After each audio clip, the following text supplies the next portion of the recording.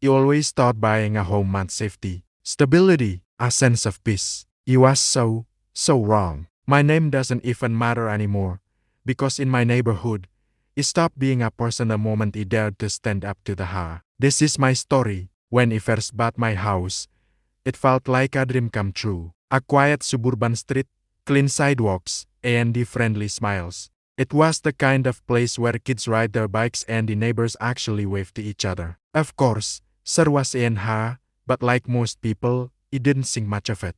They just keep things neat. My realtor sighed with a casual shrug. So he signed the papers without reading every single line. That was my first mistake.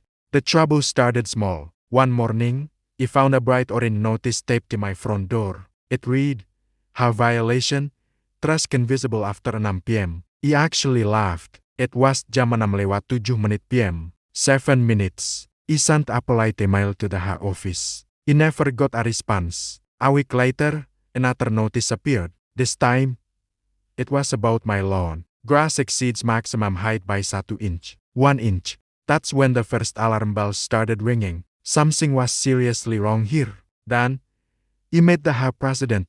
Her name was Linda. Perfect hair, a fake smile, and a clipboard that never left her hand. She showed up at my door one afternoon. "I'm just enforcing the rules," she said, her smile never reaching her eyes. He assured her I'd fix whatever was wrong. She leaned in closer and he whispered, "You should have done that already." The chill in her voice sent a shiver down my spine. After that encounter, the notices became a constant barrage. My mailbox color was wrong. My curtains were the wrong shade. My car was parked an inch too close to the curb. All the while, he watched my neighbors do the exact same things and he faced zero consequences. He started documenting everything, taking photos, saving emails, noting dates and the times. But the fines just kept piling up.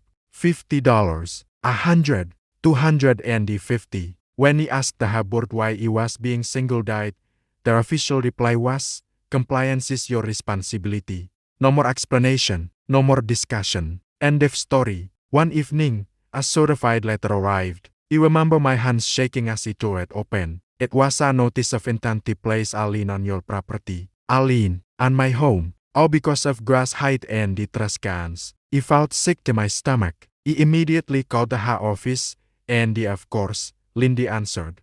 "Pay the fines," she said coldly, "or we'll proceed." He pleaded with her, asking why this was happening. Her response, "You shouldn't challenge authority." That night, he couldn't sleep. A terrifying realization washed over me.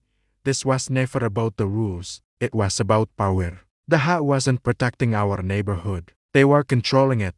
And he was being made into an example. That's when he decided to fight back. He hired a lawyer. And it turns out, the HOA had violated its own bylaws repeatedly. They were guilty of selective enforcement, giving improper notice, and levying illegal fines. My lawyer just smiled and decided they really messed up. For the first time in months, he felt a glimmer of hope. We sent a legal letter demanding they provide proof for their actions.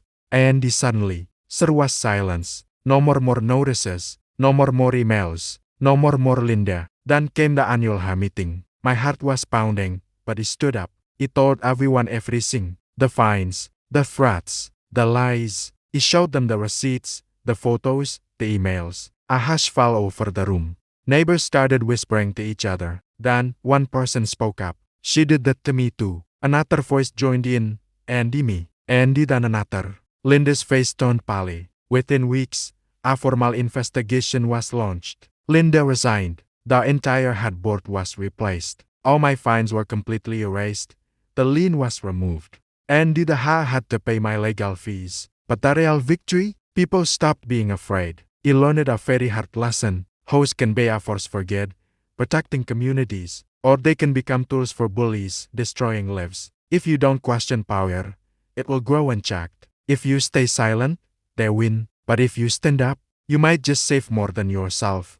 Today, I still live in that same house, same street, same sidewalk. But it feels completely different now, because this time, I know my rights. And I'm not afraid anymore. Thanks for listening. If you've had a similar experience, share it in the comments below. And don't forget to like and subscribe for more stories.